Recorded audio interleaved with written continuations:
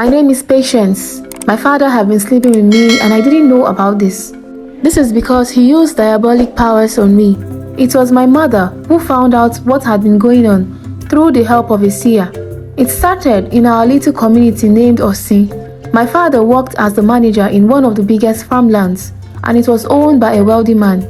My mom owned a mini store where she sold vegetables.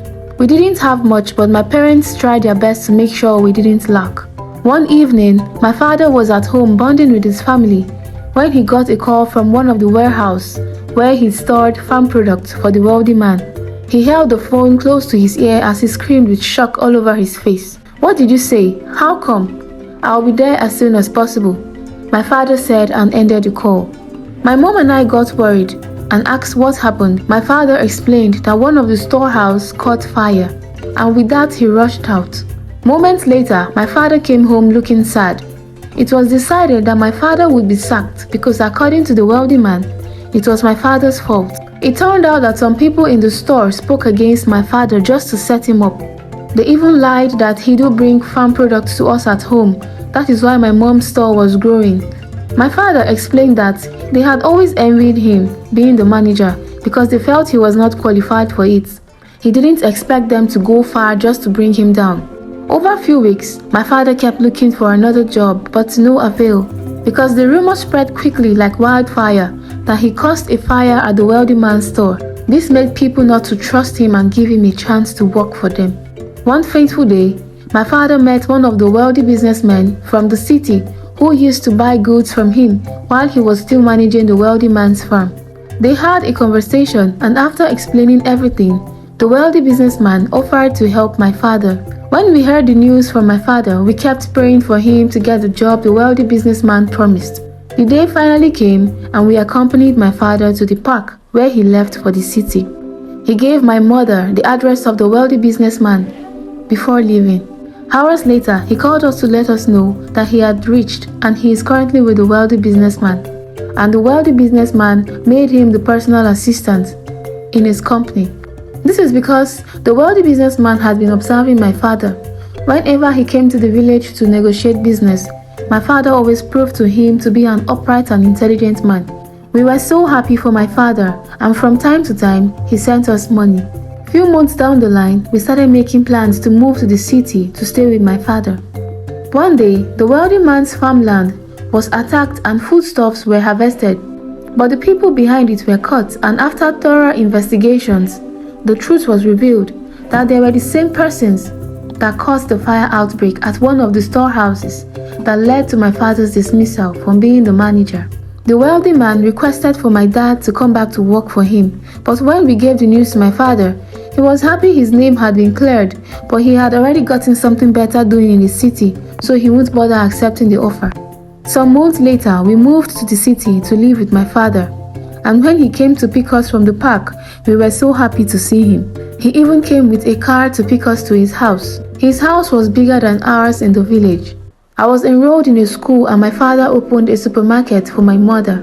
We lived happily together not until one day when my world came crashing down. I was about to sleep when my father came into my room.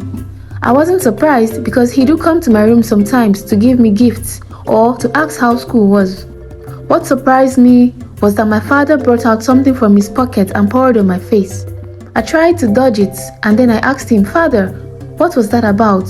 What did you pour on me?"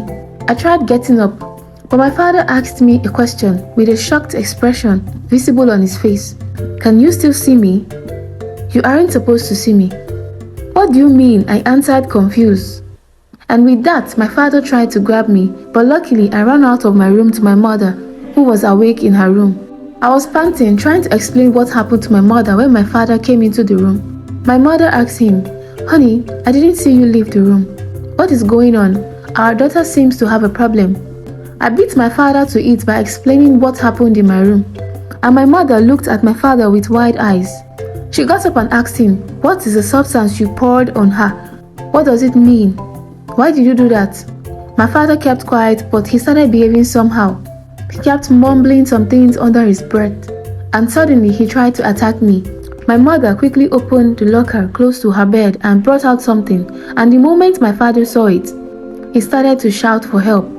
He couldn't come close to me and my mother. We were surprised to witness the scene before us. My mother shouted at him to confess what he had done. My father rolled on the floor as he spoke. My family, please forgive me. I had no choice. The wealthy businessman made me his personal assistant, but the pay wasn't enough. It wasn't that much. I wanted a change. I saw how he treated his own family, and he took them out on vacations sometimes. And I wanted to do same for you both. The wealthy businessman who had been observing me for a while introduced me to a cult, and I became wealthy in no time. That is how I got you both the life you are living. But I had to sacrifice something in return. My mother looked at my father with her eyes threatening to bring out tears.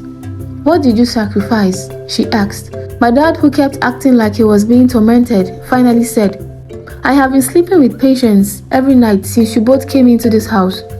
I used the powder on her face and she won't know herself anymore. After I finish, I do clean her up and lay her back on the bed, as if nothing happened.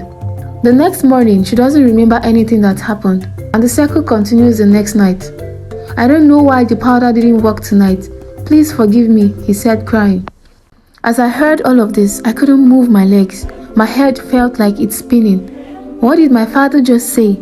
He had been taking advantage of me all this while, and I didn't even know? How can my father do this to me? I fell to the ground, looking confused, betrayed, angry. I felt lots of emotions at once. My mother, on the other hand, let out a loud cry. How dare you? You have ruined our family. You would have been content with being a personal assistant. And with time, God will make you grow. Now see what you have become. A monster. You have ruined our family. With anger, my mother tried to hit my father, but he suddenly fell to the ground, looking dead. My mother looked scared and shocked, and I was also confused and scared. With shaky hands, my mother carried her phone and dialed a number.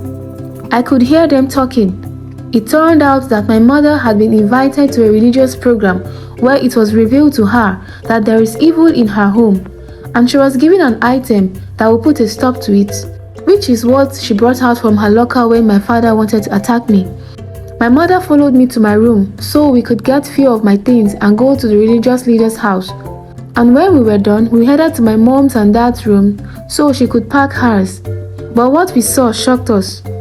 My father's body was no longer on the floor of their room. We searched everywhere we could, but there was no trace. That night, we packed all we could pack and left to the religious leader's house. A prayer was done for us and my mother kept consoling me, telling me everything will be alright. Few weeks later, my mother's restaurant began to go down and she had to sell the place, and we moved to the village. With the savings she had, we started our lives in the village. Until today, we have no trace of our father. Whether he is dead or alive, we do not know. All I know is my life never remained the same.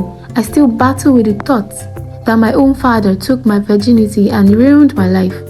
I am currently 25 years old and I have trust issues with men. My mother, who is a strong-hearted woman, is always there for me. But I bet you it is not easy living with the fact that my father did what he did to me. I hope one day I'll be free from this pain in my heart and move on and also learn to trust again. I hope you enjoyed this story. See you in my next story.